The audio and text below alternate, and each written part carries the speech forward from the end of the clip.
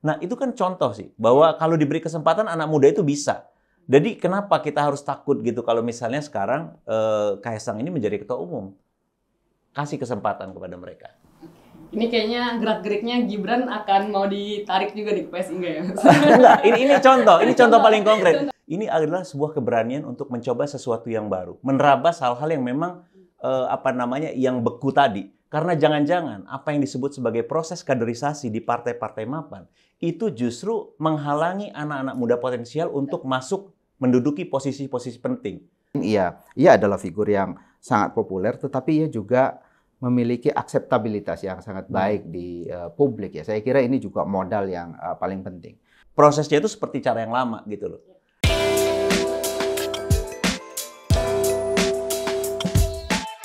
Halo teman-teman Nalar, kembali lagi di episode Ngobrol Nalar. Nah, di episode kali ini kita akan membahas mengenai yang lagi ramai diperbincangkan, yaitu soal Kaisang masuk PSI. Dan gak cuma masuk aja, Kaisang bahkan jadi ketum PSI, di mana Kaisang hanya menjadi anggota 2 hari, lalu langsung jadi ketum gitu. Dan saya sudah hadir juga di studio, ada Mas Andi Budiman, Waketum PSI. Halo Mas Andi. Halo sih, thank you udah diundang sih. Thank you juga Mas sudah hadir. Dan sebelah kiri sudah ada Mas Saidiman Ahmad, Mas Iman dari SMRC. Halo Mas Iman. Ya. Ini kan udah ada, ini muka-mukanya rada masih sumringah ya Mas Andi. Masa sih sumringah ya? Nah, boleh Mas, sebelum kita masuk ke dalam topik pembicaraan mengenai Kaisang ini, tapi perasaan Mas Andi sendiri nih, sebagai Waketum PSI, mengetahui bahwa Mas Kaisang sekarang jadi ketum PSI, masuk ke dalam PSI, gimana Mas perasaannya? Senang dan optimistis. Senang karena betul-betul kehadirannya itu membawa energi yang positif ya. Kita bisa punya feel itu. Kemarin di rapat pertama DPP PSI, ketika konferensi pers di hadapan wartawan juga, suasananya langsung beda. Ada kegembiraan. Jadi kalau misalnya Mas Kaisang bilang politik kegembiraan itu memang kerasa kehadiran dia. Jadi ada humor, tapi sekaligus juga dalam rapat itu Mas Kaisang itu memperlihatkan satu kepemimpinan, sikap kepemimpinan atau kualitas kepemimpinan yang baik gitu. Jadi Mas Kaisang tahu apa yang menjadi tantangan dan tahu bagaimana cara mencapai itu. Dan memberikan arahan bagaimana cara mencapainya. Jadi ini sesuatu yang baik, awal yang baik, kegembiraan dan optimisme. Itu menyenangkan gitu loh, supaya politiknya jangan terlalu tegang, jangan marah-marah terus. Jangan kaku-kaku ya. Tapi Mas Andi, apakah kegembiraan atau kesenangan ini itu sebenarnya cuma dirasakan oleh DPP PSI-nya saja gitu? Bagaimana dengan grassroots atau teman-teman PSI yang DPC, DPD gitu? Apakah mereka menyetujui Kaisang menjadi ketum PSI atau sejujurnya mereka malah kayaknya nggak terima juga? Mereka senang banget, karena justru ini kan juga hasil rekomendasi dari para ketua Dewan Pimpinan Wilayah Provinsi seluruh Indonesia, 38 DPW, ketika malam pengangkatan itu, sorenya kan mengadakan rapat, dan ketika usulan ini mulai muncul, semuanya langsung menyambut dengan baik. Jadi ini proses yang sangat alamiah. Pertentangan nggak ada? Nggak ada. Karena memang kita mengakui bahwa sosok Mas Kaisang ini punya persepsi yang positif di kalangan PSI sendiri, kalangan pengurus, dan kita melihat bahwa ini adalah salah satu salah satu energi yang akan membuat PSI semakin kuat di 2024. Oke. Tapi karena banyak persepsi juga ya Mas Andi ya. Ini Kaisang baru 2 hari masuk gitu kan. Terus langsung diangkat menjadi kaderisasi katanya. Bagaimana dengan topik kaderisasi partai gitu? Apakah bahkan ada yang untuk lagi gini Mas, ini kayaknya organisasi Karang Taruna aja nggak segininya deh gitu. Kayaknya stempelnya belum kering udah diangkat jadi ketum gitu kan. Itu gimana? Mungkin ini soal cara pandang ya. Pertama, cara pandangnya harus diubah. Dunia sudah berubah. Yang pertama, kalau saya nanya dulu sama Usi, menurut Usi, apakah kaderisasi yang terjadi di partai lama ini bisa dianggap sukses? Nggak juga sih. Apakah masyarakat puas dengan kinerja partai politik? Enggak kan? Partai politik itu dianggap satu institusi yang paling tidak dipercaya oleh publik. Salah satunya karena output mereka berupa kader itu tidak bisa memenuhi harapan masyarakat. Ada kasus korupsi, ada kepercayaan yang hilang karena mereka mengabaikan konstituen dan lain sebagainya. Nah, dalam situasi seperti ini, dalam situasi yang mentok seperti ini, perlu ada cara-cara baru. Kalau misalnya PSI mengambil cara yang berbeda, ya itu adalah sebuah pilihan. Ada kata-kata terkenal, kalau kita berkali-kali mencoba dengan cara yang sama dan selalu gagal, kenapa kita nggak mencoba sesuatu yang baru, yang berbeda?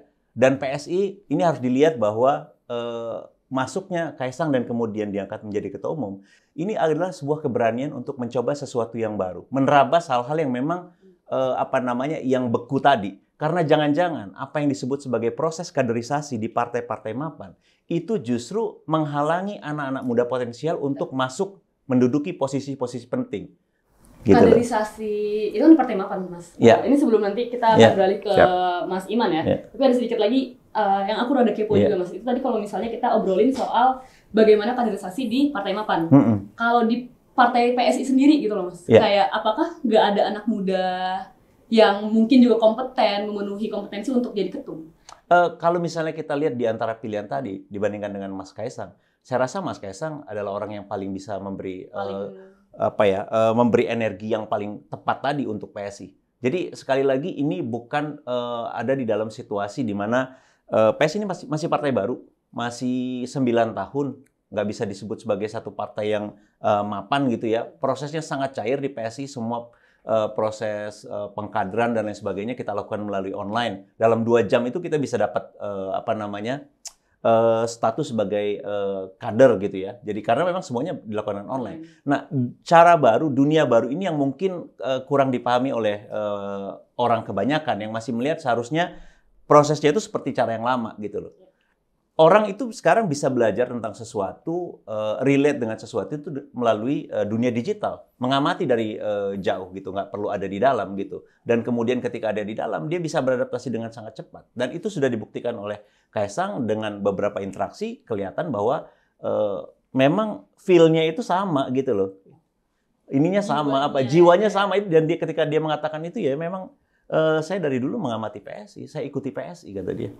Oke, berarti ada feel dan kesamaan lah di jiwanya Kaisang ini untuk PSI. Nah, Mas Iman melihat kalau misalnya tadi Mas Andi mengatakan bahwa Kaisang ini yang paling bisa membantu untuk kalau misalnya PSI jadi ketumnya itu adalah Kaisang gitu kan. Nah, menurut Mas Iman sendiri apakah dengan masuknya Kaisang ini ke dalam PSI itu bisa mengubah PSI bahkan membantu PSI di konstelasi 2024 nanti, Mas?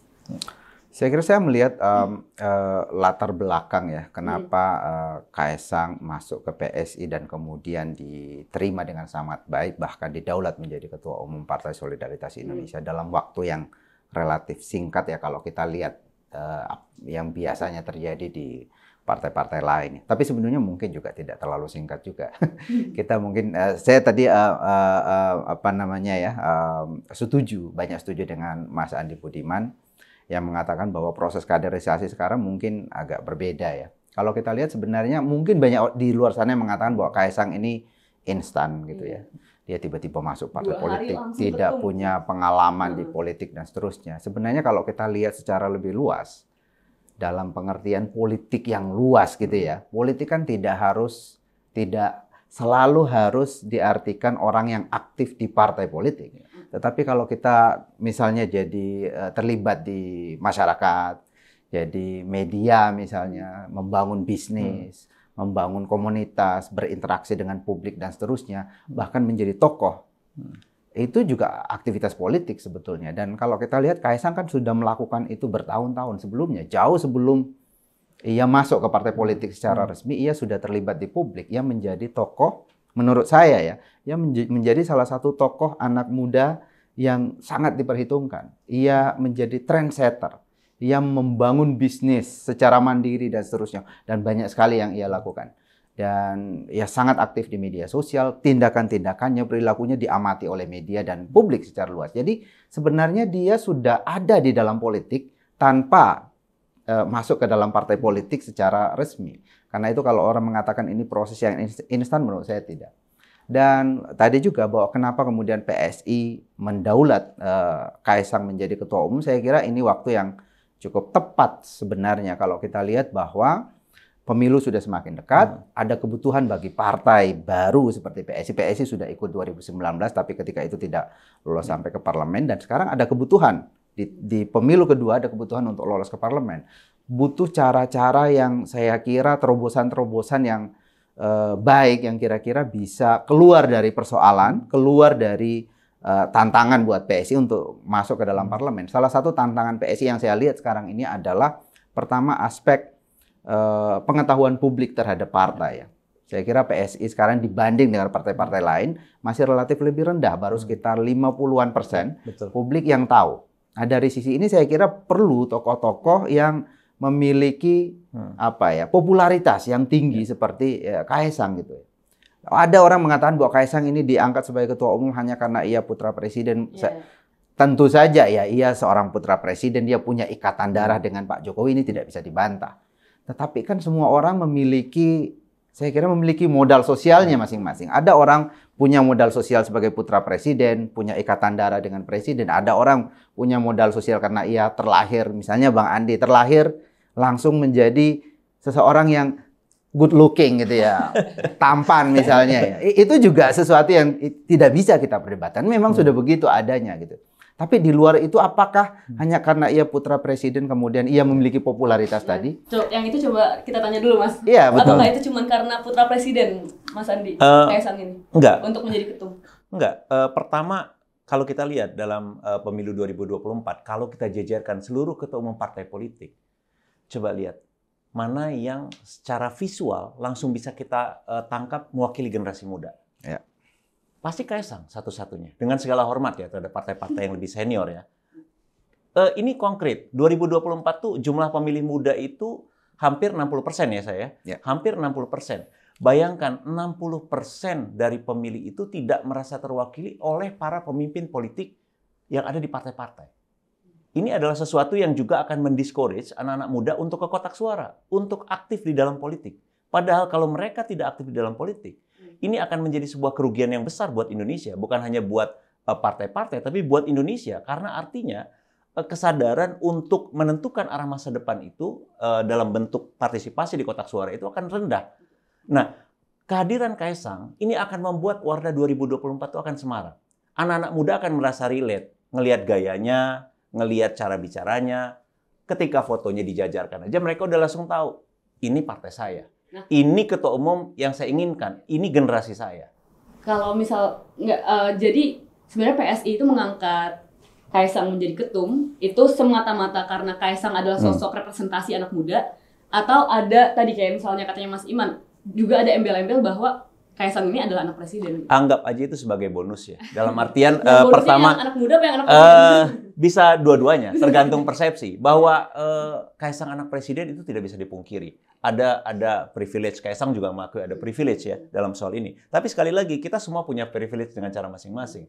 Tapi paling tidak kita harus memberi kesempatan kepada anak muda. Poin pertama itu. Kalau misalnya, ini bayangkan, kalau dulu misalnya kita tidak mendukung atau masyarakat Solo tidak mendukung Gibran ketika maju sebagai calon wali kota, Solo mungkin tidak akan pernah dapat seorang wali kota yang keren. Dulu juga orang memperlakukan atau mempersepsikan Gibran sama seperti Kaesang sekarang. Mana prestasinya? Anak ingusan, anak kemarin sore, kok instan langsung jadi mau dicalonkan sebagai kepala daerah. Jangan lupa, dulu kekuatan politik pertama yang percaya dengan potensi Gibran itu adalah PSI. PSI yang betul-betul pertama waktu itu kita, karena waktu itu kita cuma ada satu kursi di Solo, kita waktu itu membantu untuk mengumpulkan KTP untuk melalui jalur independen. Karena kita percaya anak ini punya potensi. Sebelum akhirnya kekuatan politik lain melihat bahwa Mas Gibran memang punya potensi dan bisa kemungkinan menangnya besar. Akhirnya semua mendukung. Dan sekarang kita lihat di Solo. Solo jadi keren banget, kotanya keren, kemudian ekonominya maju. Kemudian yang paling membanggakan dari Mas Gibran adalah komitmennya terhadap kebangsaan. Keberaniannya untuk melawan kelompok intoleransi. Ketika ada gereja disegel, dia langsung datang dari luar kota, mencabut segel itu dan memerintahkan agar tidak ada lagi pelarangan terhadap ibadah. Ini kualitas kepemimpinan kepala daerah yang sangat langka. Karena itu dia adalah sesuatu yang sangat berharga, ada anak muda keren. Nah, itu kan contoh sih, bahwa kalau diberi kesempatan anak muda itu bisa. Jadi kenapa kita harus takut gitu kalau misalnya sekarang Kaesang ini menjadi ketua umum? Kasih kesempatan kepada mereka. Ini kayaknya gerak-geriknya Gibran akan mau ditarik juga di PSI enggak ya? Enggak, ini contoh paling konkret. Enggak, contoh lain juga termasuk Pak Jokowi ya. Pak Jokowi dulu kalau tidak ada keberanian, jadi di dalam politik yang beku, di dalam politik yang sedang mandek, perlu ada keberanian. Kalau dulu Solo, warga Solo tidak punya keberanian untuk memilih sesuatu yang baru untuk mendukung Pak Jokowi, yang menang pasti akan kekuatan lama. Di Jakarta juga begitu ketika pilkada. Dan menjadi presiden juga begitu. Jadi di dalam politik yang sedang beku, butuh keberanian untuk mengambil sikap-sikap yang baru, mempercayakan hal-hal yang baru. Karena jangan-jangan di mata publik orang-orang yang lama, orang-orang yang berpengalaman itu jangan-jangan tidak dianggap sebagai sesuatu yang menguntungkan, dipersepsikan menguntungkan. Sementara sesuatu yang baru, yang dianggap masih hijau, mungkin bisa lebih menjanjikan, lebih punya harapan di mata masyarakat yang terus terang kehilangan harapan pada politik. Oke. Ini harus ada terobosan-terobosan nih Mas Iman ya. Tapi kan kalau misalnya tadi kita lihat nih, di Kaisang, abis itu Gibran gitu kan, kita juga masih bawa-bawa Pak Jokowi. Nah dengan langkah-langkah PSI ini lagi tadi ya Mas ya, sebenarnya ini bisa membantu PSI juga untuk mendapatkan kotel efek dari Pak Jokowi ini? Iya, saya kira bisa ya. Jadi pengaruh Pak Jokowi ini sebenarnya cukup besar. Alasannya terutama adalah karena tingkat kepuasan publik pada kinerja Pak Jokowi sangat besar. Jadi dalam teori economic voting itu mengatakan bahwa publik itu akan memilih berdasarkan evaluasi mereka terhadap jalannya pemerintahan. Evaluasi mereka terhadap keadaan, terutama keadaan ekonomi, dan itu dihubungkan dengan pemerintahan saat ini. Kalau evaluasinya positif, maka mereka akan cenderung memilih kekuatan politik yang dianggap bagian dari kekuatan politik pemerintah. Nah, saat ini Pak Jokowi tingkat kepuasannya sekitar 80%. Karena itu ada keinginan yang kuat dari publik untuk kemudian melanjutkan keadaan seperti sekarang ini ke periode selanjutnya. Jadi mereka akan memilih, publik akan cenderung memilih partai-partai atau kekuatan politik yang kira-kira dipersepsikan dekat dengan Pak Jokowi.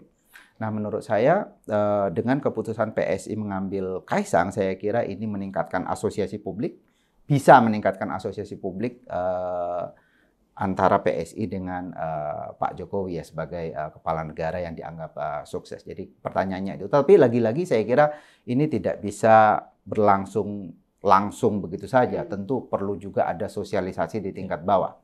Apapun keputusan di tingkat elit sebaik apapun, tapi kalau itu tidak sampai ke bawah itu juga bisa bermasalah. Itu tidak bisa kemudian muncul efeknya. Nah, kalau kita lihat tadi kembali kepada data yang saya sebutkan, sekarang tingkat pengenalan pada PSI saya kira masih relatif rendah dibanding yang lain. Dengan hadirnya sosok yang populer seperti Kaisang, mungkin aspek awareness publik ini bisa meningkat, dan dari sana kemudian tim PSI misalnya di bawah, di tingkat bawah, seperti Mas Andi Budiman yang sekarang nyalek itu bisa memanfaatkan itu untuk kemudian bertemu dengan publik, terutama dengan publik yang sekarang ini sangat puas dengan kinerja Pak Jokowi. Nah, poin yang utama saya kira dari Kaisang ini adalah selain ia adalah figur yang sangat populer, tetapi ia juga memiliki akseptabilitas yang sangat baik di publik ya. Saya kira ini juga modal yang paling penting.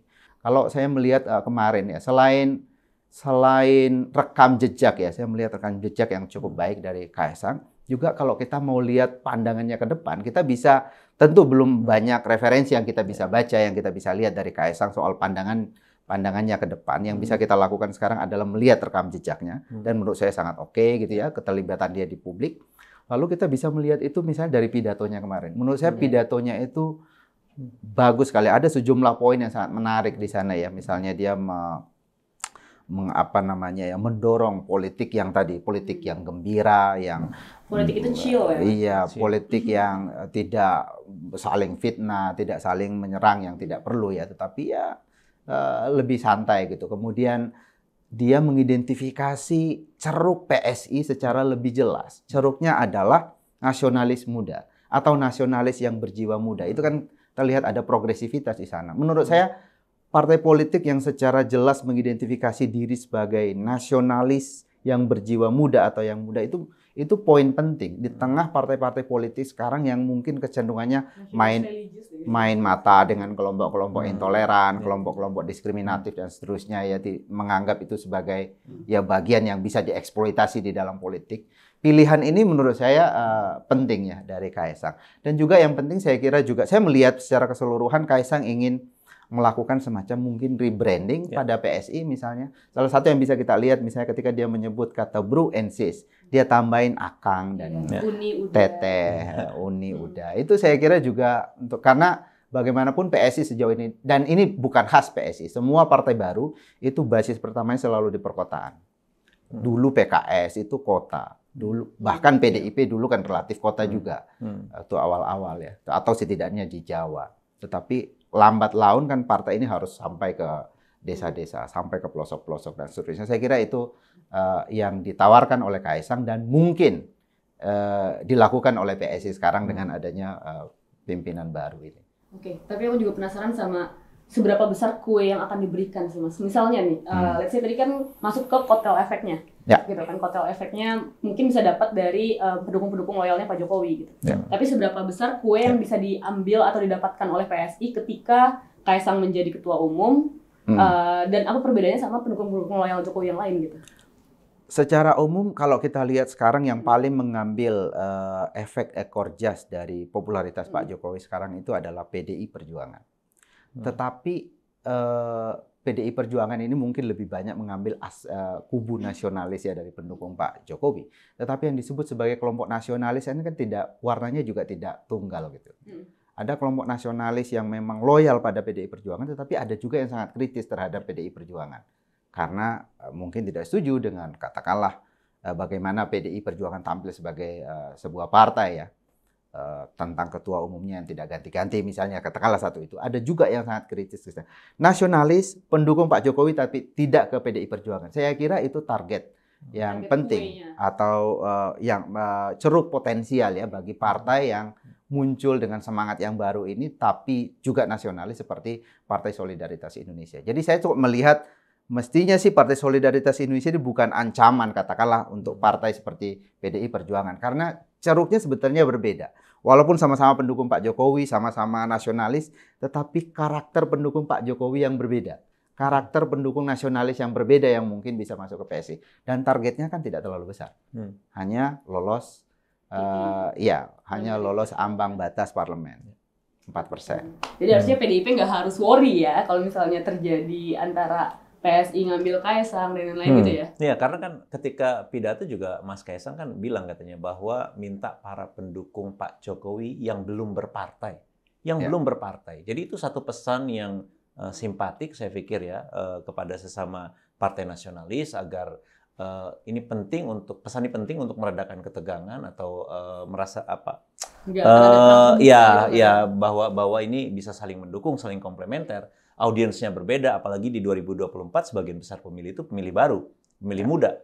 Jadi ini juga kan nggak bisa dibilang milik satu partai atau satu kekuatan politik. Mereka ini adalah justru adalah orang-orang yang masih bebas, yang masih belum menentukan pendapat akan kemana. Melihat dan mungkin dengan kehadiran Kaisang ini mereka akan lebih merasa terasosiasikan karena leadership yang ada di partai ini kok kayaknya lebih relate ya ke saya, sama-sama umurnya muda, orangnya humoris, menyenangkan, positif gitu. Iya sih. Tapi Mas Andi, bagaimana juga dengan isu dinasti politik, Mas? Dinasti ya? Iya, kita tahu juga PSI sebenarnya menolak isu-isu yang seperti itu gitu. Tapi di sisi yang lain juga PSI kayak tadi Mas Andi juga pro misalnya Mas Gibran di Solo, terus sekarang Kaisang di PSI gitu kan. Dan ada juga kabar-kabarnya PSI ini juga adalah partainya di balik itu Pak Jokowi gitu kan. Gitu ya? Partainya Pak Jokowi ya? Banyak yang bilang kayak gitu. Terima kasih. Mungkin masih bisa terima kasih. Jadi PSI partainya Pak Jokowi, terima kasih. Tapi ngomong-ngomong soal dinasti ya, gini ya. Pertama, dinasti dalam politik itu bermasalah kalau dia ada di dalam satu sistem yang tertutup. Organisasi yang tertutup di mana tidak ada pemilihan yang terbuka. Kalau di dalam sistem politik Indonesia, kalau ada di dalam sistem politik Indonesia yang katakanlah akan diuji melalui pemungutan suara atau pilihan masyarakat, itu bukan dinasti kalau menurut saya. Jadi dinasti ini bermasalah kalau ada di dalam satu sistem politik tertutup, entah itu organisasi atau partai, di mana elitnya yang menunjuk keluarganya untuk menjadi pimpinan atau elit partai. Itu bisa menjadi persoalan. Yang pertama. Kemudian yang kedua, bagaimana kita mempersepsikan dinasti Pak Jokowi? Pak Jokowi partainya beda, Gibran partainya beda, Kaisang partainya PSI. Jadi ini kan biasanya klan atau keluarga dinasti itu dia akan berkumpul dan mencoba mendominasi arah politik di dalam satu organisasi politik, di sebuah partai dan lain sebagainya. Ini partainya beda, ya kan? Ini beda. Kemudian pertanyaan berikutnya, apakah dinasti ini akan bisa cukup kuat mengontrol sistem politik Indonesia yang multipartai, di mana kekuatan politik itu sangat cair, sulit mengontrolnya melalui kita menguasai satu partai aja sulit mengontrol yang lain gitu. Atau ini partainya beda-beda. Bagaimana cara mengontrolnya? Jadi itu tantangan yang lain. Kemudian yang terakhir, kalaupun ada kritik terhadap dinasti politik, kita jangan lupa dinasti politik itu asal didasarkan prinsip meritokrasi that's fine gitu loh. Kita tahu di Amerika ada dinasti politik, ada Kennedy, ada Bush, di India ada Gandhi dan lain sebagainya yang melahirkan pemimpin politik yang baik. Jadi kalau menurut kita nanti diukur aja kemampuannya. Apakah Gibran itu hasil dari dinasti politik atau ini adalah buah dari meritokrasi? Pilihan masyarakat terbuka loh. Begitu juga dengan Kaisang. Nanti kan akan diuji dalam pemilu 2024 ketika misalnya PSI lolos ke Senayan. Amin dong. Amin. Ketika PSI lolos ke Senayan dan kemudian akan diuji apakah PSI ini akan komit setia pada prinsip-prinsip yang selama ini dinyatakan kepada publik. Nah ini kan batu ujiannya di sana. Tapi beri kesempatan. Kalau nggak diberi kesempatan, kita nggak akan pernah tahu. Kalau kita sudah berkali-kali mencoba dengan cara yang sama dan selalu gagal, kenapa kita harus mengulangi cara yang sama? Kenapa tidak mencoba sesuatu yang baru? You'll never know if you never try. Yes. Ada kata-kata Einstein, tapi itu kutipannya saya nggak berani ngutip. Oh. Mungkin nanti di aja. Kalau menurut Mas Iman gimana Mas mengenai dinasti politik, isu yang sekarang jadi ditempelkan ke PSI, di mana dulu kontra terhadap dinasti politik, tapi sekarang kok kayaknya apa-apa. Saya setuju. Saya kira ini banyak sekali beredar di luar ya soal dinasti politik ya. Tapi kan kita mendefinisikan dinasti itu bagaimana gitu loh. Setuju tadi dengan Bung Andi yang mengatakan bahwa ya dinasti itu harus didefinisikan. Dinasti itu kan istilah di kerajaan di mana suksesi kepemimpinan itu berdasarkan ikatan darah. Tetapi di demokrasi kan tidak begitu. Dan apalagi misalnya ini partai yang berbeda. Kan Pak Jokowi tidak menunjuk orang untuk menggantikan dia sebagai presiden. Tidak menunjuk anaknya untuk menggantikan dia sebagai presiden. Dan menggunakan kekuasaannya, kemudian memaksa semua orang untuk menjadikan anaknya menjadi pengganti presiden. Menurut saya itu bukan dinasti. Yang bermasalah justru kalau kita membatasi hak orang untuk kemudian terlibat di dalam politik hanya karena ia punya modal politik yang bernama dia ikatan darah, dia ikatan kekerabatan dengan politisi yang populer. Menurut saya justru itu bermasalah di dalam demokrasi. Tapi di luar daripada itu saya kira menurut saya kita terlalu banyak orang yang melakukan simplifikasi pada persoalan Kaisang masuk PSI ini. Dianggap bahwa ini karena perintah Jokowi PSI dikendalikan oleh siapa? Jokowi main dua kaki. Iya, macam-macam. Menurut saya kalau kita juga bisa baca ini sebagai peristiwa politik biasa saja, peristiwa politik yang normal, di mana seorang Kaisang yang mungkin punya harapan, cita-cita politik tertentu dan ia ingin terlibat di dalam politik dan ia memilih partai politik yang ia anggap itu kira-kira mewujudkan cita-citanya di masa depan. Ini bagian dari strategi jangka panjang politik dari seorang Kaisang gitu. PSI punya harapan, partai anak muda yang selama ini konsisten menyuarakan aspirasi yang memang menjadi harapan kelompok pemilih muda. Aspirasinya apa? Antara lain misalnya soal pemerintahan yang akuntabel. Mereka sangat konsisten, itu bisa dilihat dari anggota-anggota dewan PSI yang ada katakanlah di DKI, itu kan sangat konsisten melakukan kontrol terhadap bagaimana pemerintahan provinsi dijalankan untuk lebih akuntabel, dan ini isu-isu yang ditangkap oleh anak muda. Kemudian mereka juga sangat konsisten melakukan pembelaan terhadap kelompok-kelompok yang didiskriminasi, kelompok-kelompok minoritas dan seterusnya, yang itu tidak dilakukan oleh partai-partai lain. Lagi-lagi isu-isu ini juga isu yang relevan dengan semangat anak muda yang lebih terbuka, yang lebih rileks dengan perbedaan dan seterusnya. Mungkin tidak ada partai lain yang secara serius memberi perhatian pada aspek itu. Dan kalau ke depan anak-anak muda ini semakin punya peran di dalam masyarakat, di dalam politik, tentu partai semacam PSI punya kans untuk membesar. Apalagi misalnya kalau kita lihat ya, posisi saat ini, pemilih kita itu sebetulnya tidak ada partai politik yang mereka merasa sangat dekat dengannya, atau sangat sedikit. Sekitar 10-15% saja orang mengidentifikasi dirinya dekat dengan partai politik apapun. Karena itu publik bisa berubah. Mereka cenderung lebih kritis. Kemudian bahkan ketika mereka yang sudah memilih, itu masih ada potensi untuk berubah pilihan, itu sekitar 30-31%. Kemudian yang undecided voters juga sekitar 15%. Jadi ada potensi bagi partai yang mungkin sekarang belum dipilih, itu untuk mendapatkan suara dari sekitar 45-50% publik. Pemilih. Ini menurut saya besar sekali sebenarnya kesempatan. Tergantung bagaimana partai itu kemudian melihat ini, memanfaatkan kesempatan ini. Saya kira PSI dengan memilih Kaisang sebagai ketua umum itu saya melihat itu semacam ikhtiar politik yang bisa dilakukan di tengah kesempatan yang besar ini yang harus dimanfaatkan. Dan kita tidak tahu gimana ke depan. Tentu ini salah satu ikhtiar di tingkat elit, tapi lagi-lagi itu harus disambut mungkin dengan lebih intens di tingkat bawah. Kerja-kerja politik di tingkat bawah oleh para caleg misalnya atau tokoh-tokoh PSI di tingkat bawah berhadapan langsung dengan publik. Ini lagi melakukan ikhtiar politik nih ya. Ikhtiar politik. Ikhtiar politik. Oke, Mas, ini kita coba beralih sedikit ke topik yang lebih intim ya, yaitu mengenai pencapresan. Oke. Jadi kalau misalnya kita lihat Mas AHA, Erlangga Hartarto itu sebenarnya udah bilang PSI ini lagi sering ikut rapat-rapat teknisnya bersama Koalisi Indonesia Maju gitu kan. Tapi di sisi lain Mas Kaisang kan juga kemarin nonton konser sama Mas Ganjar, terus waktu itu ketemu sama Haritanu juga gitu kan. Jadi ada chance untuk ke Pak Ganjar gitu. Jadi menurut Mas Andi sendiri ini sebenarnya langkah politiknya PSI ini tuh akan kemana? Kalau misalnya ditanya, itu sekali lagi jawabannya pasti membosankan, tapi memang sebetulnya itu yang terjadi. Kalau kamu lihat misalnya di PSI sendiri kan masih ada orang-orang yang aspirasinya berbeda-beda. Ada yang secara terbuka mendukung Mas Ganjar, di bawah juga ada yang mendukung Pak Prabowo dan lain sebagainya. Kemarin dalam pidato Mas Kaisang juga bilang, kita belum mengambil keputusan, dan dalam rapat juga disampaikan lagi. Jadi memang betul-betul kita ada dalam posisi kita nggak mau terlalu memikirkan soal pencapresan.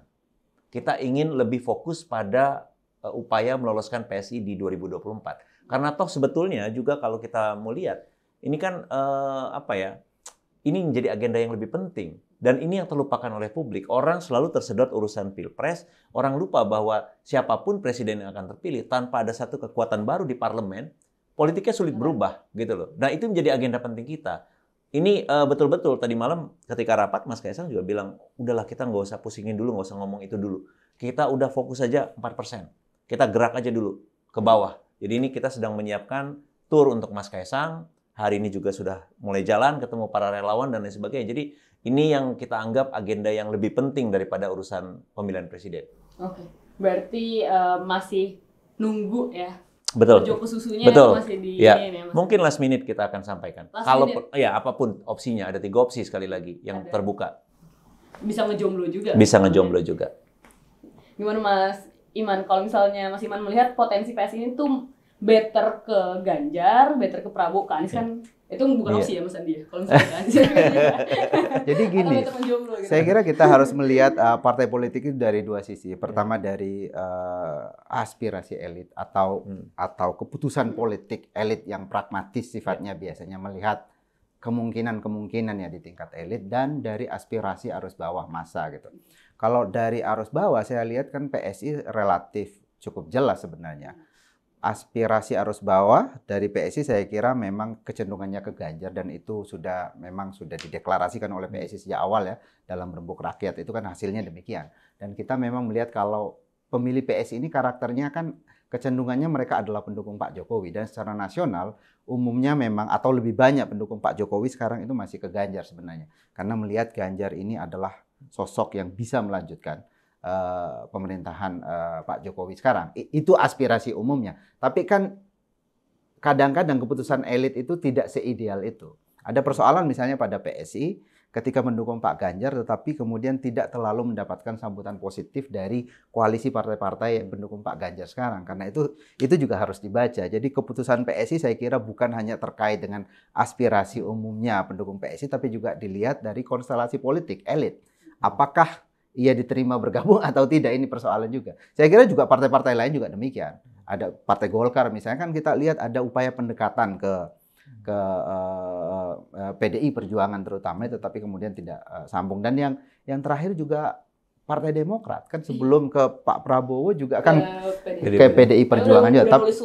Tapi komunikasinya tampaknya tidak terlalu lancar. Jadi kita harus membaca itu juga.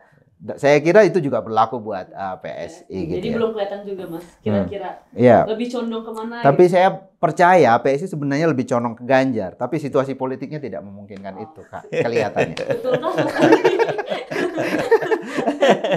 Lebih suka ke Ganjar. Soalnya kemarin ada di Hambalang juga kan ya pas. Iya betul diundang gitu ya. Jadi ya memang betul kata Saidiman tadi, memang persoalannya sangat complicated gitu ya. Ini bukan soal dan ini juga tidak bisa dipersepsikan soal bukan persoalan perasaan, tapi ini adalah kalkulasi politik yang menjadi pertimbangan soal hidup mati partai ke depan dan lain sebagainya. Itu yang tentu akan menjadi pertimbangan penting bagi PSI. Jadi apa gunanya kalau kita mengambil satu keputusan yang kemudian akan membunuh partai kita sendiri gitu. Jadi ini yang menjadi dilema-dilema yang mungkin tidak ideal seperti Saidiman bilang tadi, tapi ya ini dalam politik itu menjadi sesuatu yang real, sesuatu yang konkret gitu. Ya. Pelik ya. Oke, mungkin dari Mas Andi ada pesan-pesan yang mungkin aku tidak menanyakan ke Mas Andi yang mau disampaikan, boleh Mas? Iya. Bergabungnya Mas Kaisang ke PSI ini harus dihargai ya. Pertama, ada anak muda punya niat baik masuk ke politik dan memilih jalan yang nggak mudah. Sekali lagi ini bukan jalan yang mudah. Kalau orang bilang ini instan, saya rasa tidak. Saidiman tahu persis sebagai seorang political scientist bahwa membesarkan satu partai yang suaranya masih 1,89 5 bulan menjelang pemilihan umum itu bukan satu pekerjaan yang mudah. Jadi justru ini memperlihatkan sebuah sikap dari Mas Kaisang yang tidak ingin sesuatu yang instan. Dia ingin berjuang dari bawah, membangun dari bawah. Dan itu jalan yang tidak mudah dan itu harus dihargai, itu harus diapresiasi. Jadi kita berharap kehadiran Mas Kaisang di PSI ini bukan hanya membawa kegembiraan ke kami di internal partai, juga ke anak-anak muda di luar sana yang merasa relate dengan gaya Mas Kaisang yang memang santai, humoris, tapi ketika diajak berpikir atau berdiskusi serius, sangat serius dan punya cara pandang yang menurut saya sangat baik di dalam memecahkan persoalan. Itu kualitas kepemimpinan yang kita butuhkan menurut saya. Oke, terima kasih. Ini tadi poinnya sangat baik sih Mas Andi mengenai itu yang memperlihatkan bahwa Mas Kaisang itu nggak suka yang instan sebenarnya dengan 1,89% untuk menuju ke 4%. Ya, baik, dari Mas Iman mungkin ada yang mau disampaikan Mas, silakan Mas. Saya mungkin ingin menyampaikan selamat ya buat PSI yang sudah mendapatkan ketua umum yang baru dan cukup populer dan sangat menjanjikan ya. Tentu kita akan tunggu-tunggu kerja-kerja politik selanjutnya. Tapi juga saya ingin mengucapkan selamat pada Kaisang yang sudah diterima di PSI, satu partai yang menurut saya cukup juga sangat menjanjikan kalau kita lihat perkembangan para pemilih kita sekarang yang semakin kritis, yang semakin muda, progresif, semakin terbuka begitu ya. Saya kira Kaisang memilih partai yang tepat lah kira-kira untuk kemudian mengembangkan karir politiknya di masa depan. Ini udah selamat Kaisang, selamat kamu selamat ya Mas. Thank you sih. Amin. Berada di Senayan ya Mas. Amin. Oke teman-teman nalar, itu dia episode Ngobrol Nalar kali ini yang kita membahas mengenai Kaisang. Menurut teman-teman kayak gimana? Apakah dengan masuknya Kaisang ke PSI merupakan suatu hal yang tepat atau justru ini melanggemkan dinasti politik? Nah, kan menarik. Komen di kolom komentar. Sampai jumpa di episode berikutnya. Bye bye.